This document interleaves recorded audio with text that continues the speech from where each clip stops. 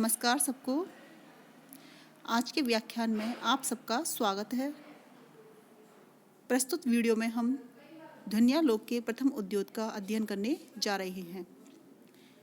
विद्यार्थियों, इससे पूर्व भी हम ध्वन्यालोक का अध्ययन कर चुके हैं।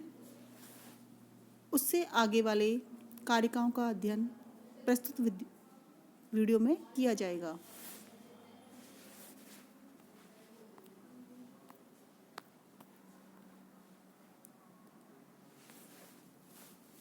ध्वन्यालोक आचार्य आनंदवर्धन द्वारा रचित महत्वपूर्ण काव्यशास्त्रीय ग्रंथ है।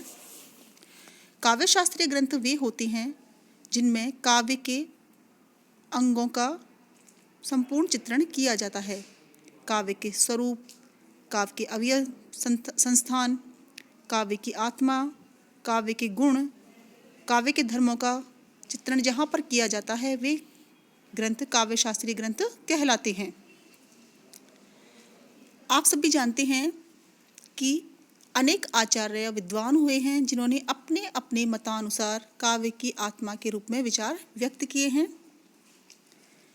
किसी ने शब्द और अर्थ को काव्य की आत्मा माना, किसी ने रीति को काव्य की आत्मा माना, किसी ने अलंकारों को, किसी ने गुण को काव्य की आत्मा माना। आचार्य विश्वनाथ ने इन सब का समन्वित रूप भी अभिव्यक्त किया और वहाँ पर रस को उन्होंने काव्य की आत्मा माना।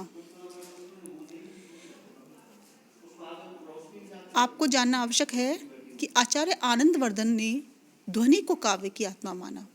उनके अनुसार ध्वनि ही काव्य की आत्मा होती है। अब ये ध्वनि क्या है, इसके संबंध में संपूर्ण ध्वन्यालोक के अंतर्गत विचार किया गया है।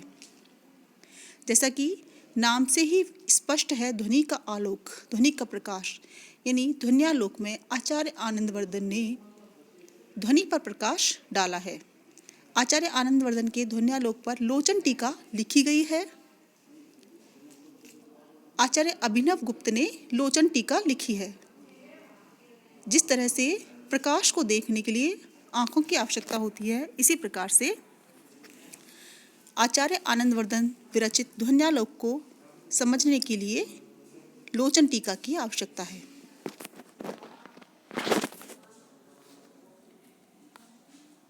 प्रस्तुत कारिका में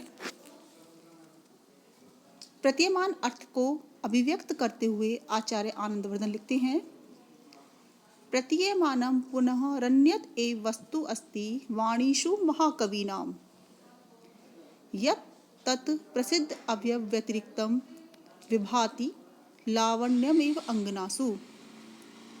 प्रतीयमान क्या है? महाकवीनां वाणीषु, महान कवियों की वाणी में। जो यह प्रतीयमान अर्थ है वह कुछ अन्य ही वस्तु होती है। अन्य यानी जो कि शब्द अर्थ, रीति, गुण, अलंकार, इन सब से जो अलग होती है, भिन्न होती है, ऐसा कोई तत्व होता है जो कि कहाँ पाया जाता है? महाकवियों की वाणी में, महाकवियों के काव्य में ही पाया जाता है। महाकवि क्या होते हैं, कौन से होते हैं?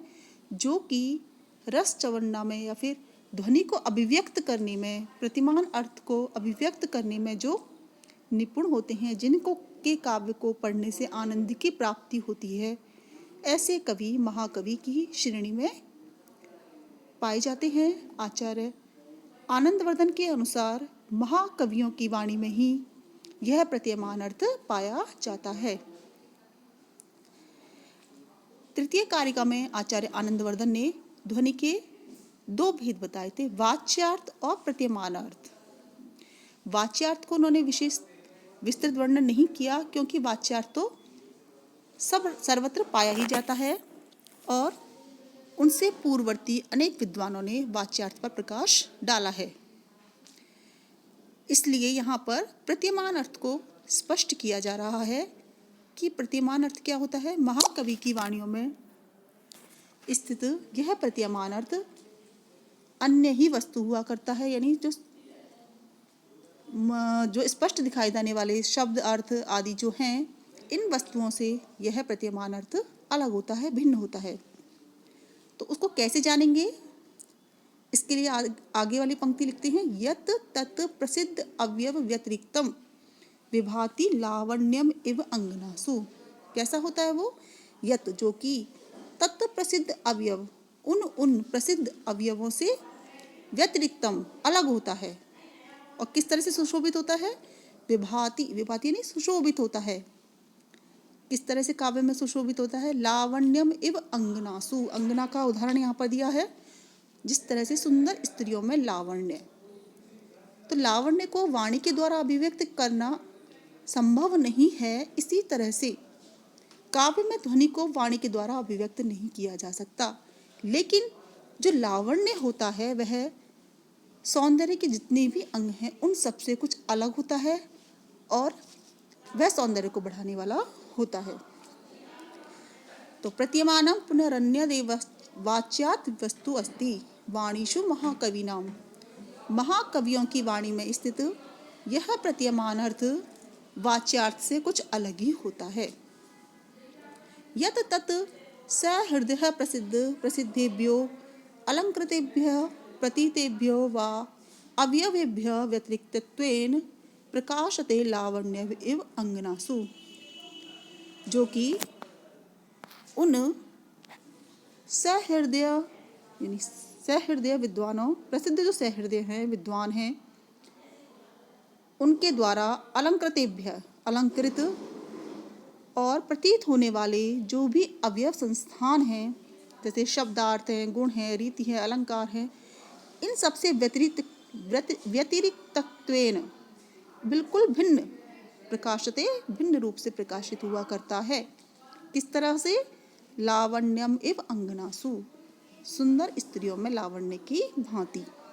यथा ही अंगनासु निर्वण्यमानं निखिल अवयव व्यतिरिक्त के किमपि अन्यद एव सहृदय लोचनात् तम तत्वांतरम तद वद एव स्वधर्मः। जैसे अंगनाओं में उसके अंगों से भिन्न निज अवयव व्यतिरेकी, उनके अवयवों से भिन्न किमपि, किमपि का पद का प्रयोग किया गया है। किमपि का प्रयोग वहाँ करते हैं जहाँ पर मतलब उसके बारे में कह नहीं सकते वाणी से, शब्दों से, तो कुछ अन्य ही। और कैसा होता है? सहृदय लोचना नाम, सहृदय की आँखों को अच्छा लगने वाला, तत्वम अंतरम, कुछ अलग ही तत्व हुआ करता है, वैसे ही सो अर्थ तद्वद एव, वह प्रतीयमान अर्थ भी वैसा ही हुआ करता है, जिसे कि हम वाणी से तो व्यक्त नहीं कर सकते। वो वाच्यार्थ से अलग होता है, लेकिन वाच्यार्थ से अलग होकर के भी अपना अलग महत्व रखता है। उसी से ही काव्य सहृदयों के हृदय को आह्लादक बनता है।